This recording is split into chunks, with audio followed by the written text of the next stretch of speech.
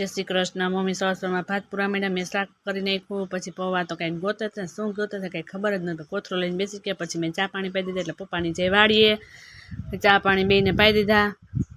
પછી ચા પીને પપ્પા કે ફટાફટ ભાગીએ વાળીએ, એટલે ત્યાં જઈને કરવાની. પછી 10 વાગ્યાનો લે એટલે 8 વાગ્યાનો પીને ભાગ્યા. પછી મેં હું લઈ આવી નીચે ગઈ, શાકભાજીવાળો આવ્યો તો પછી મેં ટમેટા મરચાં તીખા મરચાં લીધા. અને ટમેટાના ભાવ તો જો 180 કિલો છે.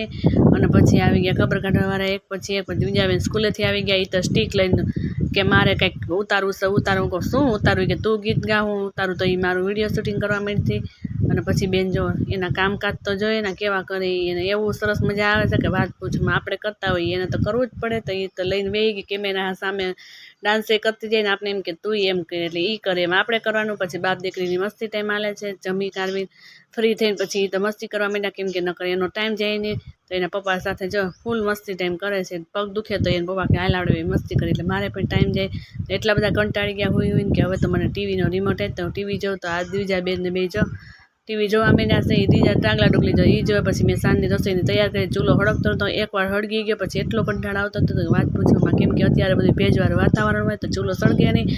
સરસ મજાના કપડાં બધા નાખી દીધા તો પાછો ઠરી ગયો તાપ, જો તમે જોઈ શકો છો. તો એટલો કંટાળો આવે તો કે એમ થાય કે રોટલી બનાવી જ નથી, આપણે ચૂલા પાસે આવીએ. પછી એમ થાય કે ચાલો હવે સરસ મજાનો તાપ થઈ ગયો. પછી મેં રોટલી કરી નાખી. પછી લાઈક શેર સબસ્ક્રાઈબ કરવાનું ના ભૂલતા.